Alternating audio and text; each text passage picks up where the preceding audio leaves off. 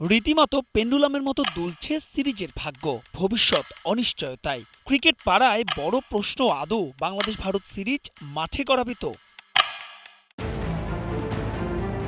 এর আগে দফায় দফায় পিছিয়ে ছিল যেই সিরিজের সময়সূচি, মাঝে মিলেছিল কিছুটা স্বস্তির খবর, বাংলাদেশে নাকি আসতে পারে টিম ইন্ডিয়া। কিন্তু বুধবার ক্ষমতাচ্যুত প্রধানমন্ত্রীর প্রেসমিটকে কেন্দ্র করে ফের বিশ্বাস অবিশ্বাসের দোলাচলে ঢাকা দিল্লির সম্পর্ক। নিজেদের অবস্থান পরিষ্কার করে ভারতকে কড়া বার্তা দিয়েছে বাংলাদেশ।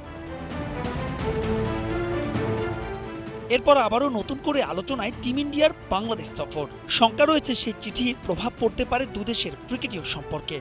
সিরিজের জন্য মোদী সরকারের অনুমতি এখনো পায়নি বিসিসিআই। তাই তো মোটে মাসখানেক সময় থাকলেও চূড়ান্ত নয় কিছুই। একাধিক সূত্রের খবর, নতুন প্রেক্ষাপটে ভেস্তে যেতে পারে বহু কাঙ্ক্ষিত এই সিরিজ। মাঝে তামিম ইকবাল ভারত সফরে গেলেও মেলেনি বিসিসিআই এর গ্রিন সিগন্যাল। পরে ভারতের বাংলাদেশ সফর নিশ্চিত করতে বাংলাদেশ সরকারের উচ্চ পর্যায়ের কর্মকর্তাদের সঙ্গে বৈঠকও করেছিলেন বিসিবি বস। কিন্তু সব এখন অনিশ্চয়তায়। যদিও এই ইস্যুতে বিসিবি কর্তাদের মুখে তালা। গুঞ্জন আছে আরও, ক্রিকেট পাড়ায় ফিস ফাঁস। নিরপেক্ষ ভেন্যুতে নাকি এই সিরিজ আয়োজনে বিসিবিকে অনুরোধ করতে পারে বিসিসিআই। তবে প্রস্তাব পেলেও সেই গুঞ্জন উড়িয়ে দিলেন বিসিবির এক প্রভাবশালী কর্তা। অর্থাৎ সিরিজ হলে বাংলাদেশের হবে, অন্য কোথাও না।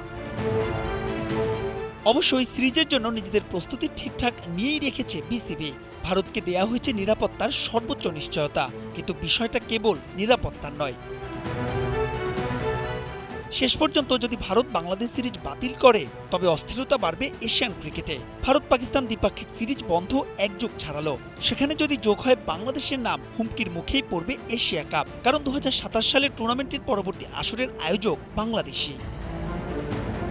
জানা গেছে আগামী সপ্তাহে নিজেদের সিদ্ধান্ত জানাতে পারে বিসিসিআই। 3 ম্যাচের টি-20 আর ওয়ানডে সিরিজ মাঠে গড়ানোর কথা সেপ্টেম্বরে।